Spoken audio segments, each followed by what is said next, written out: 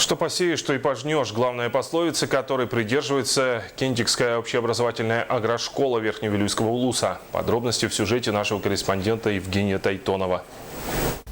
Этим летом в стенах Кентикской общеобразовательной агрошколы имени Никифора Седалищева работали 3 летних лагеря. Один из них – лагерь отдыха и труда Харьялах. Воспитанники лагеря совместно с Верхневилюйской общеобразовательной школой имени Сидора Барахова посадили картошку на участке с общей площадью 2 гектара. Кроме этого, при школьном участке ухаживали за огородом, который своими руками посадила руководитель лагеря садовод-огородник с большим стажем Галина Николаевна Изосимова.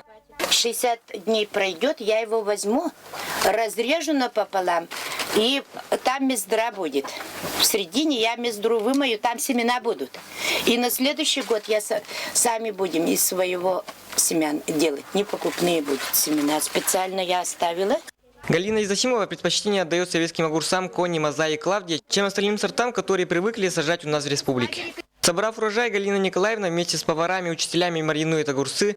Из маленькой моркови, из листьев петрушки, свеклы, капусты и сельдерея заготавливают заправы для борща и много полезных для здоровья заготовок. Вот такие мы заготовки делаем. За 15-10 минут до конца варки на котел бросаем вот столько пакет. Это свежая зелень. Сейчас она хранится в холодильнике в заморозителе. В следующем году планируется увеличение пришкольного участка для огорода, тем самым удвоить урожай. И по словам Галины Изосимовой, если ухаживать как следует, то можно вырастить все что угодно, даже яблоню. Евгений Тайтонов, Александр Адамов, НВК Саха, Верхневилюйск.